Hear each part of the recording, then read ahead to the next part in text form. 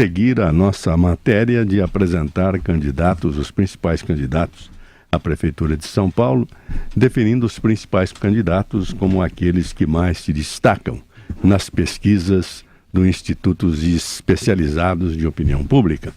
Anunciamos também, aqui está conosco, hoje o senhor João Dória, que é a grande surpresa desta eleição, porque ele nem se imaginava que ele estaria com sucesso disputando a Prefeitura de São Paulo.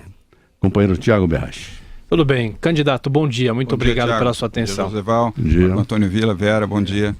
Bom, para cumprir a lei eleitoral, a gente tem que dizer que na última segunda-feira estivemos com o Fernando Haddad do PT, ontem Marta Suplicy do PMDB, hoje João Dória Júnior do PSDB, amanhã Major Olímpio do Solidariedade, na sexta Luiz Erundina do PSOL e na segunda-feira, fechando essa série de entrevistas, Celso Russomano do PRB. São 40 minutos contados a partir de agora.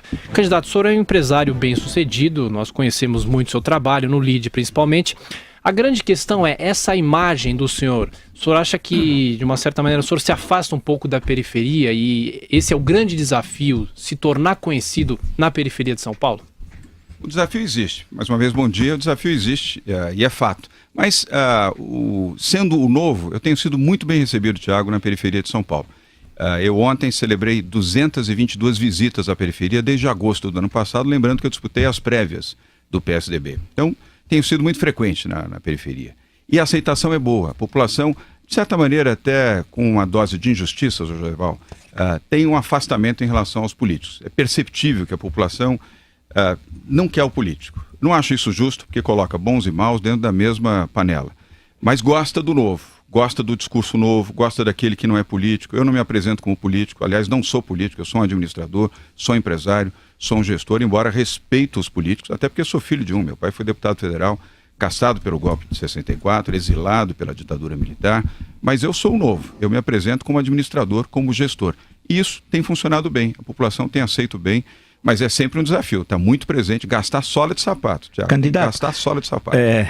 Bom dia, candidato. Bom dia, justamente sobre essa questão do novo, eu vindo ontem para cá, alguém comentando com o pessoal, me disseram o seguinte, que leram no jornal no final de semana, no jornal paulistano, uma informação que em Campos do Jordão, o senhor teria comprado terrenos vizinhos à casa que o senhor tem lá e se apropriado de terra pública. Aí essa pessoa me disse assim, quer dizer que o João Dória é o Guilherme Boulos dos ricos? Quer dizer, eu queria justamente saber do senhor o seguinte, como é que é? Será que o senhor é a versão, é a outra face da moeda? Quer dizer, nós temos o Guilherme Boulos supostamente dos pobres, e o senhor seria o Guilherme Boulos dos ricos? Olha, Vila, primeiro obrigado pela pergunta, ajuda a esclarecer, mas agradeço a comparação, mas eu declino, não tem nada a ver com Guilherme Boulos. Isso foi um fato, eu já explicamos até isso. Nós temos uma propriedade grande em Campos do Jordão, e tínhamos uma viela sanitária vizinha ao nosso terreno. Na gestão da prefeitura anterior, nós fizemos um acordo de desafetação onerosa. Aliás, a prefeitura fez isso com vários proprietários de terrenos onde haviam vielas sanitárias. Campos do Jordão foi, no passado, um destino médico para as pessoas que iam curar tuberculose. E várias vielas sanitárias foram estabelecidas no plano diretor da cidade. Mas com o tempo não foram utilizadas e muitas entraram em erosão. Essa viela sanitária do lado da nossa casa é um terreno de 16 mil metros quadrados, tem 400 metros. É uma nesga de terreno. A prefeitura anterior propôs e nós aceitamos fazer a desafetação, a prefeitura propôs e nós aceitamos pagar pela viela. Em vez de fazer o pagamento em dinheiro, pagamos em um serviço. A prefeitura sugeriu que nós comprássemos um grupo gerador para o pronto-socorro municipal de Campos do Jordão. E assim fizemos. Aliás, este grupo gerador, Joseval, custou 3,5 vezes mais do que o valor da desafetação de 400 metros numa área rural em Campos do Jordão. E mais a instalação. Fizemos, está lá, ajuda até hoje o pronto-socorro a funcionar 24 horas por dia em qualquer situação de falta de energia. Porém, a prefeita anterior teve um descuido e não homologou isso na Câmara Municipal. E nós solicitamos agora, na atual gestão, que a Prefeitura recoloque o assunto na Câmara Municipal para autorizar esta desafetação. Portanto, está sub júdice. O assunto não está decidido, não houve decisão, não houve transitado em julgado. Eu li essa matéria, só falta a homologação da Câmara. Da Câmara Municipal. Realmente tudo está, inclusive na internet. Nós cumprimos o nosso papel, fizemos o que tínhamos que fazer. Candidato, o senhor usa como um atributo o fato de não ser político, se referiu inclusive a isso agora mesmo. Mas o governador Geraldo Alckmin, para montar uma aliança, para ajudar a montar uma aliança de três 13 partidos que suportam a sua candidatura, ofereceu cargos no governo do estado, secretarias para alguns partidos, como o PP. O PV pode assumir a Secretaria da Cultura tão logo passe a eleição. Eu queria saber, não é entrar na política usando um expediente da velha política? O senhor não acha que esse tipo de expediente de lotear o governo por partidos levou a incidentes, por exemplo, como o mensalão? Como é que o senhor pretende montar a sua equipe, tendo em vista tantos partidos, e como o senhor vê o fato desses partidos terem embarcado no governo do estado para apoiar a sua candidatura? Boa pergunta, porque permite esclarecimento. Primeiro, todos os partidos que hoje participam do governo e estão coligados a nós, é uma aliança de 12 partidos, somos 13 partidos, compondo, aliás, a maior aliança desta eleição. O senhor usa o 13 também? Eu não gosto muito desse número, eu falo 12 mais 1, eu prefiro. Mas esses partidos já fazem parte do governo, já atuavam no governo. O próprio PV que você se referiu, o Partido Verde, já fazia parte da base aliada do governo. Fazer parte da base aliada faz parte do jogo político, é normal. Isso tem no governo federal, estadual, municipal, no Brasil e fora do Brasil. Portanto, não houve uma mudança na política do governo do estado. Pode ter havido mudanças, como é comum e é razoável também, de nomes. Sai o A, entra o B, sai o C, entra o D. Mas os partidos coligados funcionam já e operam dentro do governo do estado. Inclusive partidos que hoje disputam conosco. O PRB e o Solidariedade, que disputam conosco. O Solidariedade com o Major Olímpio, que é candidato, um bom candidato, diga-se de passagem. O PRB com o Russomano fazem parte também da base aliada do governo Geraldo Alckmin. Se houvesse ali uma intenção deliberada em prol do candidato, eles não estariam fazendo mais parte dessa base aliada. Teríamos outros partidos fazendo parte dela. E do ponto de vista da nossa gestão, Vera, quero dar um exemplo a você. Você vai se lembrar que a última chapa pura para prefeito em São Paulo foi em 1992, com Walter Feldman, Fábio Feldman e Walter Feldman. Depois disso... Puríssima nesse caso. Pois é, puríssimo, né? Embora não sejam parentes diretos, mas puríssimo. Duas boas pessoas. Mas agora nós temos chapa pura. Bruno Covas é o meu vice, então nós temos 2 PSDBistas disputando. E eu lembro sempre, você como uma boa analista que sabe que o bem mais precioso numa campanha é a vice. Porque o vice você não demite, você vai com ele até o fim. A Dilma que o diga, né? Você vai com ele até o final. Nós não negociamos a vice. Uma demonstração clara de que nós queremos fazer uma gestão programática. E outra coisa que quero dizer a você, aos ouvintes internautas aqui da Jovem Pan, não teve negociação de cargo nenhum. Nem de secretaria, nem das subprefeituras, que aliás nós vamos falar sobre isso, porque vão mudar, serão prefeituras regionais, nenhuma negociação e nem haverá. Indicações poderão existir, faz parte também do jogo político, mas partilha, não. João Dória, eu li que você vai privatizar o Anhembi, o Pacaembu, o Interlagos, me parece também que corredor de ônibus, você vai privatizar o que mais? Bom, é oportunidade também para esclarecer, José Val. O Anhembi e Interlagos, eu vou me referir na sequência, serão privatizados sim. O Pacaembu será uma concessão por tempo determinado. Aliás, estive lá ontem, fui visitar o Pacaembu, fui ao Museu do Futebol já pela 3ª vez, recomendo inclusive aos internautas e ouvintes que visitem o Museu do Futebol no Pacaembu, administrado por uma OS, uma organização social vinculada à Fundação Roberto Marinho. E, aliás, esse é o exemplo que nós julgamos adequado. Aquilo também é uma concessão, é um processo de concessão por prazo determinado. A cada 5 anos é renovada a concessão para exploração do Museu do Futebol. O Pacaembu será a mesma coisa. Continuará sendo o estádio municipal Paulo Machado de Carvalho, só vai ter futebol, nenhuma outra atividade além de futebol. O centro poliesportivo que fica logo atrás continuará a funcionar com acesso gratuito às pessoas. Agora, o estádio, ao ser concedido ao setor privado, alivia os cofres públicos de 19 milhões de reais por ano, que é o custo de manutenção do Pacaembu. Funcionários, segurança, manutenção, serviços, gramado, luz, etc., custa 19 milhões por ano. Você pode dizer, não é muito, mas é. Se você considerar que depois de 4 anos você tem quase 60 milhões de reais que podem estar destinados para a saúde e para a educação. E além disso, um serviço concessionado opera melhor. Funciona, por exemplo, para oferecer banheiros. As mulheres não conseguem ir ao Pacaembu, pelo menos com dignidade. Os banheiros não atendem as mulheres. Banheiro químico, não vamos dizer que é exatamente algo que as mulheres apreciem. Nem nós apreciamos, quanto mais as mulheres. Acessibilidade. O estádio tem um problema para as pessoas com deficiência. Mesmo a imprensa, você viu ali como é ruim, como são ruins as instalações para a imprensa. E aí, com o setor privado, esse investimento será feito. O estádio continuará sendo o estádio municipal Paulo Machado de Carvalho, o Pacaembu, o Museu do Futebol, as instalações melhoradas, ampliadas e modernizadas. Mas, João, desculpa, o estádio não é tombado? Mas não vai mudar nada, você não muda a arquitetura. Tem como reformar nada? Não, reforma você pode fazer, você não pode mudar a arquitetura, você não pode mudar a arquitetura, os traços arquitetônicos do estádio não precisam ser modificados. Agora, o nível de conforto, acessibilidade, funcionalidade, instalações de segurança, isso sim. Agora vamos para o foco AMB Interlagos. Vamos privatizar? Sim, vamos fazer aquilo, José, que o PT morre de medo de fazer. Ou então anunciou, porque o prefeito Fernando Haddad anunciou várias vezes que ia privatizar o AMB, não privatizou. Como, aliás, disse que ia fazer privatização da iluminação pública na cidade e não conseguiu fazer. Ele tem resistências dentro do próprio partido. Ele até pode ter tido boa vontade de querer fazer. Enfrentou tantas resistências que não conseguiu fazer. Vamos privatizar? Sim.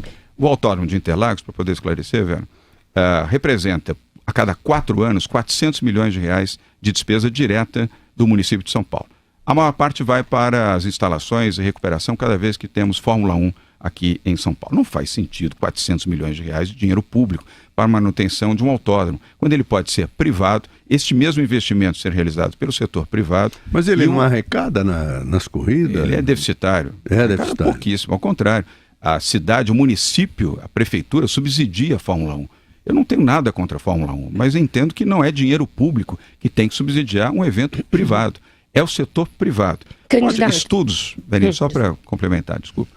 Estudos indicam, isso pode mudar, mas indicam que de 4 a 5 bilhões de reais podem ser arrecadados com a privatização do Autódromo de Interlagos. Não vai deixar de ser autódromo, não vai deixar de ser cartódromo. A parte do parque público que lá existe será preservada, ampliada, melhorada, com vigilância, serviços e calçamento. E vamos ter também ali o maior centro de eventos ao ar livre do país e o segundo maior da América Latina, porque Interlagos também tem essa facilidade. O acesso é fácil e lá será um grande local de shows e espetáculos. Candidato, o prefeito Fernando Haddad tem usado essas suas propostas de privatização para dizer que o senhor está trazendo um viés empresarial para uma cidade como São Paulo, que é desigual do ponto de vista social e que necessita ainda da intervenção do Estado em áreas onde ela é mais desigual. Esse viés muito privatizante combina com as necessidades de um gestor de uma cidade como São Paulo? O senhor acha que São Paulo está preparada para isso e não corre o risco de haver uma especulação imobiliária, de haver de haver uma deturpação disso? Nenhuma, Vera. Ao contrário, eu sou diferente do Fernando Haddad. Eu tenho convicções diferentes das dele. Por isso é que ele é mal avaliado como prefeito. Eu quero ser eleito e sair bem avaliado. Temos diferenças, essa diferença é muito clara. Eu acredito no valor do setor privado e acredito que o Estado tem que estar presente onde ele é essencial. Autódromo, centro de convenções, isso não é responsabilidade do Estado, o setor privado faz melhor. E é isso mesmo que nós queremos fazer. Eu quero ser um gestor eficiente, um gestor honesto, um gestor moderno, que a cidade precisa de modernidade. Aquilo que o PT, infelizmente, Vera, não sabe fazer. Falando em modernidade, falando em modernidade, não é um atraso o senhor buscar uma aliança com o Partido Progressista do Paulo Maluf? Lembrar que há 4 anos atrás, Paulo Maluf ungiu na sua casa, na casa de Paulo Maluf, o candidato Fernando Haddad, ao lado de Lula. Quer dizer, 2 criminosos, Lula e Maluf, criminosos, em qualquer país sério eles estariam presos em regime fechado. Eu sugiro até presidente Bernardes, por exemplo, seria ótimo. Tenho dó só do Marcola, porque não seria fácil conviver com Maluf e Lula na mesma prisão. Agora, 4 anos depois, o mesmo partido está apoiando o senhor. Não teve a foto, porque o Maluf na época exigiu a foto e tal. Não tem a foto. Como é que o senhor, como é possível ser novo quando está vinculado ao Partido Progressista do criminoso Paulo Maluf? Olha, o PP com o qual nós fizemos o acordo, e não temos nenhum problema de reafirmar essa convicção, Vila, não é o PP do Paulo Maluf, é o PP do Guilherme Mussi, é um outro PP. É um pessoal jovem que hoje administra o partido em São Paulo com muita convicção. O Olim, o delegado Olim, também é um deputado estadual que eu tenho enorme respeito. São essas pessoas hoje que comandam o PP. Eu não quero desrespeitar aqui a figura, principalmente a idade do Paulo Maluf. Nenhuma identidade. Mas ladrão não tem idade. Para mim, o ladrão pode ter ano ele tem que cumprir ou 70. Pena em qualquer circunstância. Ele é ladrão, ele era para estar preso, tá? Inclusive roubou a prefeitura, né? Na Avenida Água Espraiada, que é a avenida mais cara da história do mundo, tal, né? Quem abraçou ele é ladrão, Paulo Maluf foi Lula e exatamente Fernando Haddad. Eu não abraço Paulo Maluf. Candidato, o senhor, a nova lei eleitoral faz restrições a doações de empresas e permite doação de pessoa física, inclusive doação própria. O senhor colocou R$1.200.000 em recursos próprios na própria campanha. Isso não cria aí uma distorção, não cria uma vantagem pelo fato de o senhor ter um patrimônio, ter possibilidade, que é permitido, é legal, mas ter possibilidade de colocar na própria campanha um valor maior do que os seus adversários? Vera, uma boa pergunta. Aliás, pergunta que devia ser dirigida ao Superior Tribunal Eleitoral. É a regra. A regra foi feita assim. Eu não concordo com ela. Eu estou de acordo com você que a regra não é boa. Ela é injusta, mas é essa a regra que foi colocada. Acredito até que nesta eleição, Tiago, sirva de modelo para que futuramente o Superior Tribunal Eleitoral modifique isso. Porque não faz sentido você permitir que um candidato, eu ou qualquer outro, possa usar 100% do seu patrimônio público, sendo e a pessoa física não pode. Pessoa física, 10%. É 10% da sua declaração do faturamento. Do ano e o senhor não tem anterior. limite. O senhor pode doar para o candidato João Dória 100%. Até o limite estabelecido. Há um limite, sim, que é de 40, se não me engano, é 45,6 milhões, que é o limite ao teto estabelecido pelo tribunal. E como o empresário tribunal. João Dória justifica esse investimento? Se o senhor tivesse que justificar para o board de uma empresa um investimento de 1.200.000 numa campanha política, por quê? Vera, é uma boa pergunta, só que eu não tenho board. Eu sou dono 100% das minhas empresas, né? As nossas 7 empresas, eu não tenho sócios. Se tivesse, certamente não poderia fazer o que eu tenho feito. Eu tenho um bom patrimônio, trabalhei 45 anos da minha vida, você conhece a minha história. Eu consegui fazer um bom patrimônio e estou decidido a fazer um investimento dentro do que a lei faculta, embora eu reconheça, como você, que não é a melhor alternativa. Alguém que tem mais posses nessa circunstância tem mais oportunidade do que os que não têm. Eu não considero isso justo. Ainda que isso me beneficie, entendo que não é uma medida correta e acho que o tribunal deveria reavaliar isso para as próximas eleições. O candidato, antes de chamar a pergunta do ouvinte, eu tenho uma dúvida em relação à sua propaganda. O senhor fala em usar hospitais privados durante a madrugada. A gente sabe, por exemplo, hospitais como o Sírio-Libanês... à noite. Então, os hospitais como o Sírio-Libanês são hospitais que, mesmo de madrugada, ficam abarrotados. Quem que vai pagar essa conta? Como a prefeitura pagaria esses hospitais privados? Tiago, ótima pergunta, porque permite um esclarecimento do que nós estamos chamando da realização destes exames no horário noturno. Os exames serão das 8 da noite às 8 da manhã, não necessariamente de madrugada. E vamos baixar consideravelmente, aliás, o objetivo é zerar. Há mais de 100 mil pessoas, Tiago, esperando por exames nas unidades públicas de saúde da Prefeitura de São Paulo. Isso é desumano. Pessoas que pegam a senha, que aliás vão de madrugada. Faça uma verificação. Fila para senha. A fila para senha começa às 4 horas da manhã. Só o prefeito Fernando Haddad que não enxerga isso. Mas a população da periferia, os que estão nos assistindo, nos ouvindo agora, sabem do que eu estou falando. Zona Leste, Zona Sul e o extremo da Zona Norte ficam na porta das UBSs, dos pronto-socorros e dos hospitais públicos municipais esperando a senha. Senha não é o exame. Senha é para você saber quando será o seu exame. Normalmente, 1 ano, 1 ano e meio, 2 anos para fazer o exame. Isso não é justo. Isso é desumano. Você imaginar que alguém que está padecendo precisa fazer o exame, Joseval, para ter o diagnóstico correto, para ter o tratamento, leva 1 ano, 1 ano e meio para conseguir fazer o exame? O que é isso? Sim, mas a pergunta vamos usar do, a rede privada. Quem é que paga isso? A prefeitura, evidentemente. Você sabe qual é o orçamento da Prefeitura para a Saúde? Este ano, 9,4 bilhões, 9 bilhões e 400 milhões de reais. É muito dinheiro. O senhor vai ser cobrado por isso, caso eleito, hein? Não, eu não tenho nenhum problema. Nós o que eu vamos fazer afirmo, eu marcação faço. cerrada, vamos dizer. No Ótimo, dia, Vila. no dia Pode fazer, porque é assim que eu quero ser um bom gestor. Porque com marcação cerrada. Homem a homem, como na velha marcação italiana. Agora, veja o seguinte, é uma promessa que para cumprir numa cidade que tem numa dívida fabulosa que tem em São Paulo e um orçamento tão engessado, e é uma questão dessa que envolve, por exemplo, como disse o Tiago, os hospitais privados que vão cobrar, claro, o seu custo, evidentemente, para colocar isso em prática e zerar esse déficit não é fácil, é uma promessa. Já vou cancelar meu plano. Você é um privilegiado. Não, Vila, deixa eu falar sobre marcação. Sim. Primeiro, é um direito e o prefeito tem que ser cobrado mesmo, não tem moleza. Aliás, eu vou começar trabalhando em muito a partir do primeiro dia, 1º de janeiro. Você me conhece, eu não sou Jaiminho não, trabalho e duro, acordo cedo, durmo tarde, construí a minha vida trabalhando duramente, vou seguir nesse mesmo ritmo à frente da Prefeitura de São Paulo. Vamos zerar em 1 ano nós vamos zerar essa fila de 100 mil e utilizando a rede privada. Não vamos usar nem o Einstein nem o Sírio-Libanês, como lembrou ali o Tiago, ele fez só a menção, né? A observação. Há mais de 40 hospitais privados que de noite tem uma queda sensível. Os seus equipamentos, os equipamentos de tomografia, radiologia, os técnicos estão lá, operam 24 horas por dia. Então já tem o custo. A Prefeitura vai contratar esses horários pagando muito menos do que se nós tivéssemos que implantar, comprar equipamentos, contratar pessoas, treinar pessoas para isso. É gestão, Vila. Ser um bom gestor. Isso eu sei fazer. E é exatamente isso que eu vou fazer na Prefeitura de São Paulo. Bom, lembrando que a nossa entrevista está sendo transmitida também ao vivo, por imagens, pelo YouTube, pelo Facebook e, claro, pelo site da Jovem Pan. Aliás, a equipe do site da Jovem Pan foi a sua escolher perguntas para o candidato. Eu sou Ian, eu vim do Rio de Janeiro, né? Tô morando em São Paulo há 2 anos. Eu gosto muito da cidade, acho que muitas coisas funcionam, mas algumas coisas têm que melhorar, como a limpeza urbana. Eu acho a cidade muito bonita, porém muito suja. Queria saber de você, prefeito, que vem por aí, o que você vai fazer para mudar isso?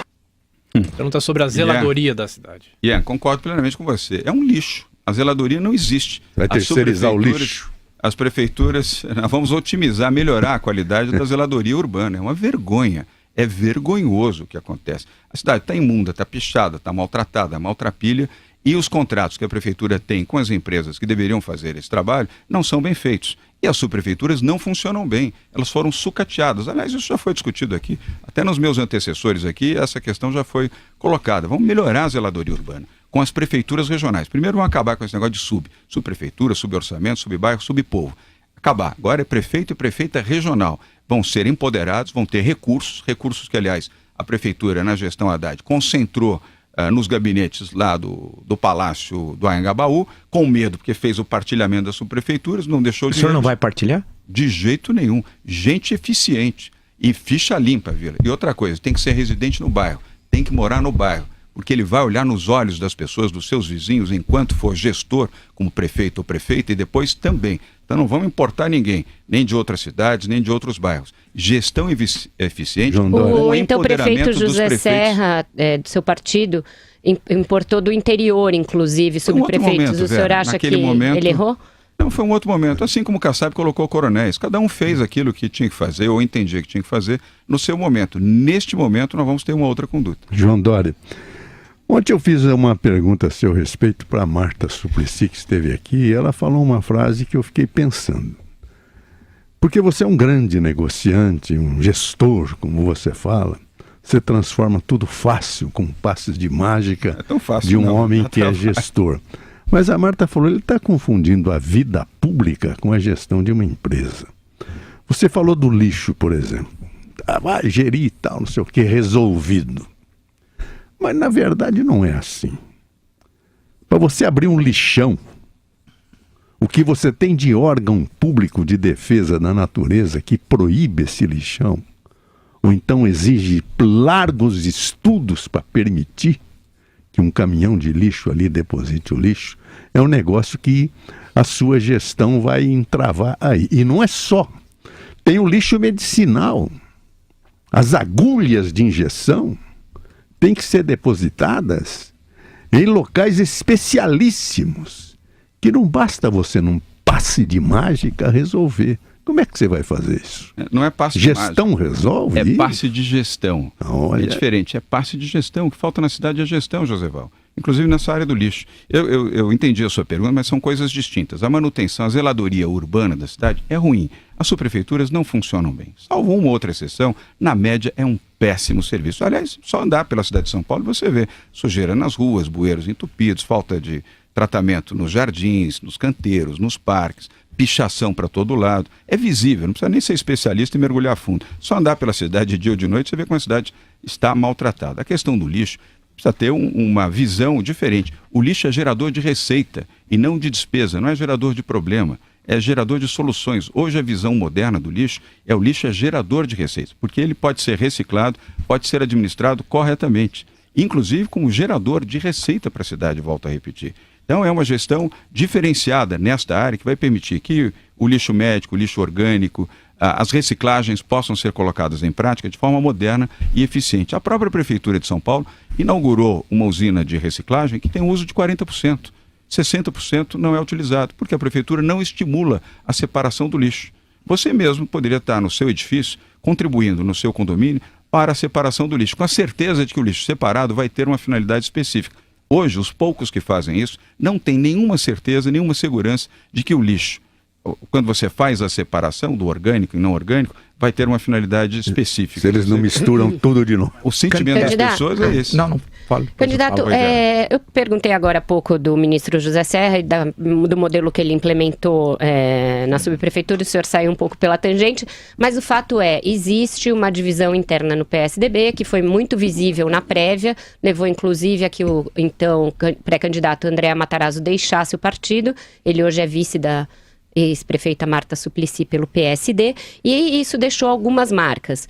O ministro José Serra, por exemplo, ainda não entrou na sua campanha, não gravou. Eu queria saber, essa ala do PSDB ligada a José Serra e o ex-presidente Fernando Henrique Cardoso, eles vão entrar na sua campanha? Eles apoiam a sua candidatura? Como é que está essa questão interna no PSDB? Vera, tudo a seu tempo. Nós estamos somando forças. Eu queria lembrar, inclusive, quem fez um belíssimo discurso na nossa convenção foi a Luísa Nunes, senadora Luísa Nunes, uma figura exemplar, tenho uma enorme admiração por ele. Apoiou o André Matarazzo, aliás, foi um dos seus maiores e mais fortes apoiadores, e foi lá na nossa convenção, fez um discurso muito positivo, construtivo e integrador. O próprio senador José Aníbal, que até foi bastante duro conosco durante as prévias, mas eu mantenho a minha admiração e o meu respeito por ele, hoje está integrado dentro do partido. O presidente Fernando Henrique Cardoso já disse que vai gravar o seu depoimento para o horário eleitoral a seu tempo, como ele diz. E eu tenho um enorme respeito, aliás, uma das figuras mais emblemáticas da política brasileira em todos os tempos, chama-se Fernando Henrique Cardoso. E tenho respeito também pelo senador,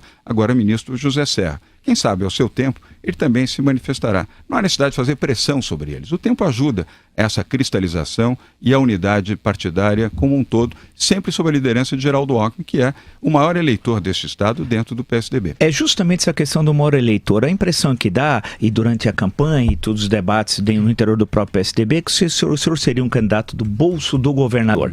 E isso estaria tão explícito que até no seu slogan Acelera São Paulo, é um slogan usado pelo governo estadual no início da gestão. O senhor sabia que esse Acelera São Paulo tinha sido usado por governo Alckmin e que o senhor é candidato do bolso do governador? Eu gosto do Vila porque ele acelera mesmo, é acelerador, por isso que eu tô torcedor do Peixe.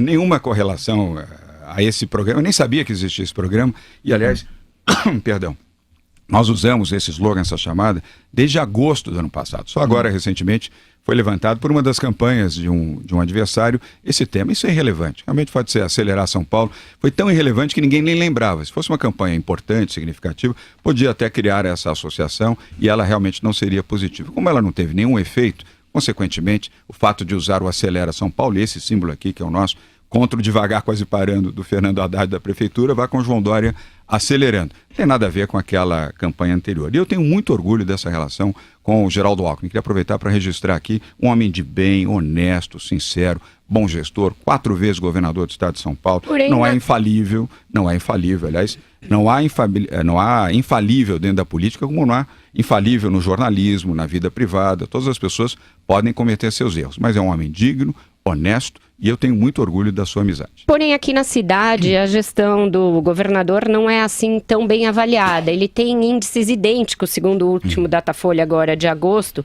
de rejeição e de aprovação. 31% de ótimo e bom, 31% de ruim e péssimo. Ele é um bom padrinho e o senhor tem prometido replicar aí algumas coisas do governo dele, como o poupa-tempo e também a rede estadual. O senhor acha que a rede estadual de saúde, no caso, é boa, é tão melhor assim que da prefeitura que dê para ser usada como uma promessa de campanha, candidato? Vera, sim. Primeiro, ele é um bom político e um bom gestor. Comete suas falhas, como nós todos podemos cometer, mas acerta muito mais e tem posturas corretas, e isso nos permite fazer boas parcerias. Estamos propondo fortalecer parcerias, algumas até que já existem, diga de passagem, entre a prefeitura atual, na gestão Fernando Haddad, e na gestão Geraldo Alckmin. Aliás, eu diria republicanamente. O que nós vamos fazer é intensificar esse programa, sobretudo na área da saúde, e usar o padrão poupa-tempo que você colocou, que é um programa do governo do estado de São Paulo. Você que está nos assistindo, nos acompanhando aqui pela Jovem Pan, certamente já utilizou o serviço poupa-tempo e foi bem atendido. Provavelmente você tem um índice de reconhecimento de que esse é um padrão de serviço público de alta qualidade. E é exatamente esse o padrão que nós vamos adotar, Vera, na gestão pública da Prefeitura de São Paulo. É o padrão poupa-tempo. eficiência, presteza e bons serviços à população. Vamos, inclusive, aproveitando a oportunidade, vamos implantar ao longo de 12 meses, nas 32 prefeituras regionais, o poupa-tempo municipal. Estruturas menores, mas que vão funcionar nas prefeituras regionais. Hoje o mundo digital já não exige instalações tão grandes como aquelas originalmente de 20 anos, 25, 30 anos, como na origem do poupa-tempo, lá atrás, com o Mário Covas como governador do estado de São Paulo. Candidato, muitos ouvintes perguntando sobre ciclovia, ciclofaixa, fechamento da Paulista aos domingos e uma possível reversão do limite de velocidade das marginais, mas antes tem uma pergunta de um ouvinte falando justamente sobre a mobilidade urbana, com imagens também aqui na Jovem Pan. Então, eu queria fazer uma pergunta para o futuro prefeito, né, que o que ele pode fazer em relação ao transporte público, né? Porque tá muito difícil, né? Tá complicado de você vir trabalhar hoje, você não tem um conforto, né? Você acha que os corredores ajudaram a melhorar nos últimos anos a mobilidade, candidato? Eu li que você vai privatizar corredor, eu li errado. Já vou explicar. Não, essa coisa da privatização a gente tem que se explicar sempre 2, 3 vezes para que as pessoas compreendam bem. Primeiro, Zé Luiz, a minha resposta a você e também ao Tiago. A área de transporte público melhorou, mas tem que melhorar muito mais. Os corredores, as faixas exclusivas, são bons programas. Eu, republicanamente, compreendo isso, mas podem melhorar e nós vamos melhorar. E respondendo a você, Joseval, os corredores exclusivos de ônibus vão ter exclusivamente o uso de ônibus articulados e biarticulados. São aqueles ônibus maiores. Um ônibus normal, Joseval, transporta cerca de 70 passageiros. Um ônibus articulado, 150. Um biarticulado pode transportar até 250 passageiros. Nós vamos tornar obrigatório nestes corredores exclusivamente o uso destes ônibus, que transportam mais pessoas num tempo menor, para que as pessoas cheguem mais rápido ao trabalho e retornem mais rápido às suas casas, Tiago. Esses ônibus obrigatoriamente deverão ter acessibilidade para pessoas com deficiência, obrigatoriamente ar-condicionado, Wi-Fi gratuito dentro dos ônibus e GPS. E o sistema de GPS em forma de aplicativo, você que usa bastante o celular, você na sua casa, antes de sair, com este aplicativo já vai saber o horário que passa o ônibus, no ponto que você está acostumado ou no terminal que você usa. Isso aí é Londres, né? Não, São Paulo. Este aplicativo até já existe, é que ele é pouco utilizado. O horário exclusivo. Nós vamos... E como a privatização, candidato João? Como é que entra o empresário? Viu, não é privatização. E que exemplo o senhor tem? Quer dizer, como é que entra, desculpe interrompê-lo, mas onde é que o senhor vai esclarecer? Como é que entra o empresário e que comparação ele teria? Eu vi falar, não sei se eu estou enganado com Curitiba, mas Curitiba é um ovinho, né? Curitiba é Vila Maria, né? Comparado a São Paulo em termos de tamanho. Ganhou fama recentemente.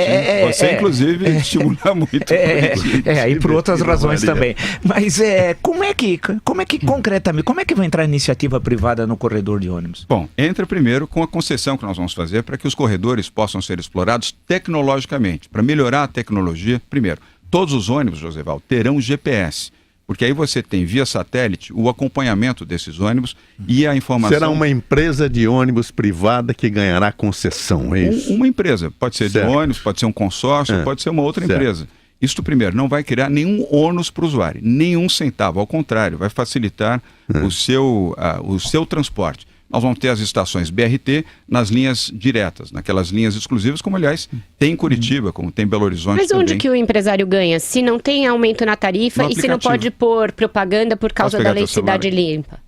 E o senhor é a favor da propaganda falando nisso nos corredores? Eu vi alguma também no meio da campanha, alguma coisa assim. Conversa, mas não precisa. Eu sou a favor da lei Cidade Limpa. Sei. Então o senhor não altera a lei Cidade Limpa, peguei não, né? Emprestado aqui o celular do José Não mostra não que ele é de 1910. Não vou mostrar aqui, não vou mostrar a marca, só que de costas. É aqui, Vera, sabe quantas pessoas podem acessar, consultando o transporte por dia, o celular?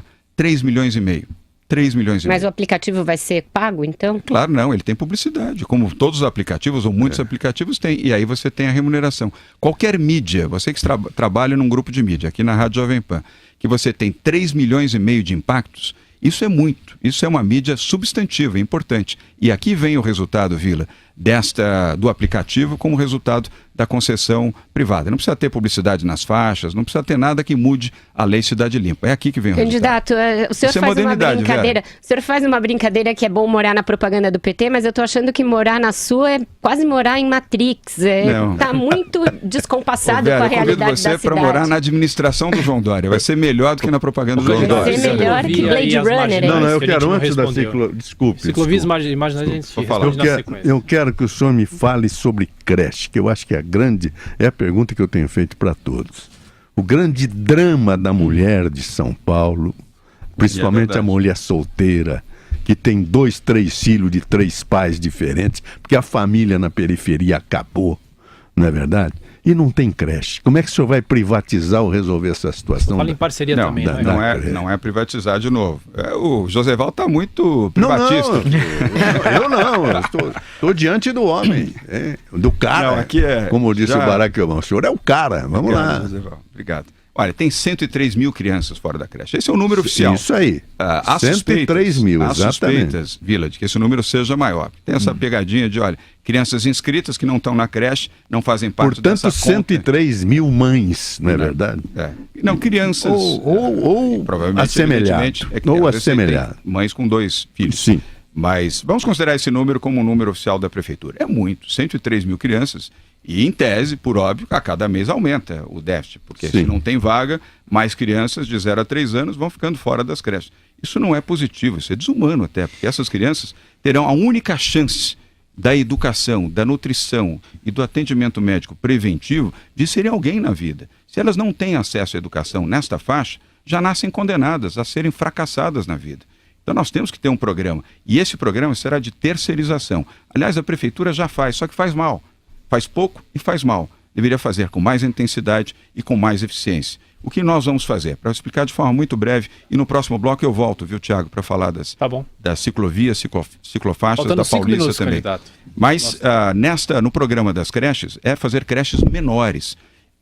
Fazer a concessão para OS, organizações sociais, creches para 20, 40 e 60 crianças no máximo. São 3 classes de 20 crianças. Com mais creches menores, nós vamos conseguir atender na capilaridade mais famílias cujas crianças Esse estão fora padrão das é quase de escola privada bilíngue. Faz sentido numa cidade com tanta criança quanto São Paulo? Faz muito mais sentido do que você construir creches. Custa muito dinheiro e leva muito tempo. Com áreas menores, você consegue fazer essa gestão mais eficiente e mais capilarizada. E outra coisa, até para anunciar para vocês aqui na Jovem Pan, os internautas e os que estão nos ouvindo, nós vamos incentivar nos terminais de ônibus, em princípio, que acabam de ser concessionados para o setor privado, que seja obrigatória a construção de creches ali pelos concessionários. E as OS é que vão administrar. Eu queria ver como fazer isso, porque como é que num terminal, vamos pegar da Cachoeirinha, vamos pegar a Zona Norte... Os terminais que serão construídos. A concessão foi feita agora pela prefeitura. Tá, porque não sei onde... Do jeito que está, não funciona mesmo. Não tem nem banheiro, como é que pode ter creche? Então vamos justamente com o Tiago, essa questão ciclofaixa, muito nos últimos anos, a ciclovia, ciclofaixa, limite de velocidade das marginais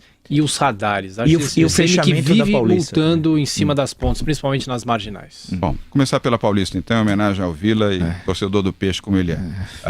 Da Paulista, vamos manter. O programa é bom, porque nós vamos incentivar um pouco mais de atividades musicais, teatrais, sempre em pequena dimensão, como dizem aí no mundo dos shows, pocket shows, para dar um pouco mais de vida e atividade dentro da Paulista. Mas a ideia é boa e ela será preservada. Ciclovias e ciclofaixas. Não sou contra, sou a favor das ciclovias e das ciclofaixas. O que eu sou contra é ciclovia mal feita. Os excessos de custo e os excessos onde não deveria ter. Por exemplo, ciclovia em cima de calçada na periferia, Joseval, não faz o menor sentido. E ciclovias onde você não tem o ciclista, nem na mobilidade e nem no lazer, também não faz sentido. É gasto de dinheiro público só para fazer quilometragem de ciclovia. Onde ela estiver funcionando, ela será preservada e mantido. O programa é bom. Marginais. Quero deixar aqui mais uma vez claríssimo para você, para os internautas, para os que nos ouvem aqui. Na semana seguinte, mudam as velocidades nas marginais Tietê e Pinheiros, conforme o Código Nacional de Trânsito estabelece e permite 90, 70 e 60 quilômetros. Só não muda no dia seguinte, Joseval, porque você precisa obedecer o código de trocar a sinalização. E com relação aos radares, vai acabar a indústria da multa em São Paulo. Essa obsessão pela multa, 13 milhões e meio. Você que é ouvinte da Jovem Pan e está nos assistindo aqui pela internet, até julho, 13 milhões e meio de multas foram emitidas.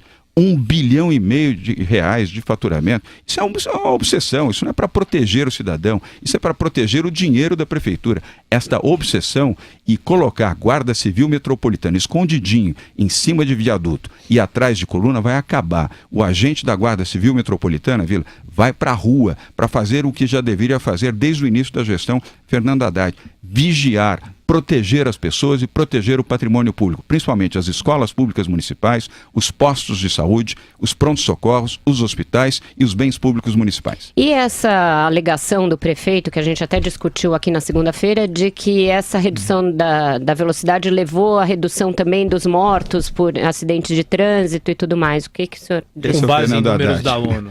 Esse é o Fernando Haddad.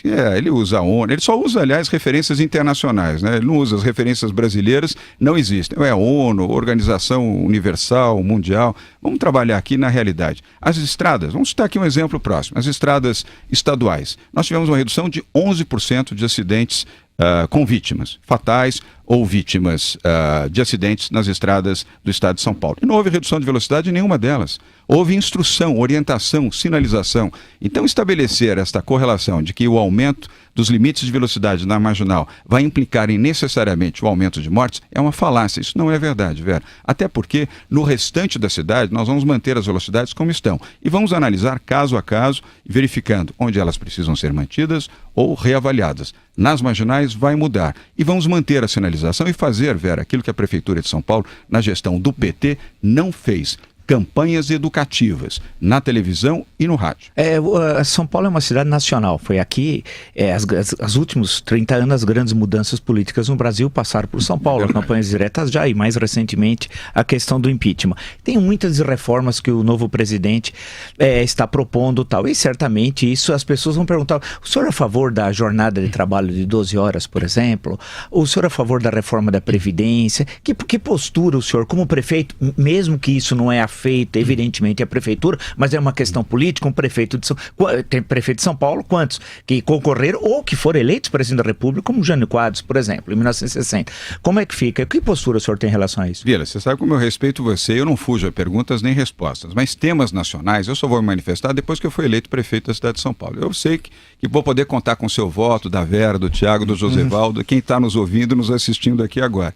Mas eu vou me manifestar agora sobre temas da cidade. Eu acho que a população quer o debate sobre os temas da cidade de São Paulo, para resolver os problemas da saúde, da educação, da habitação popular, da geração de empregos e oportunidades, do transporte público. Nesses temas, conte comigo. Temas nacionais, pergunte ao Haddad. Ele que quer transformar a eleição municipal numa eleição nacional.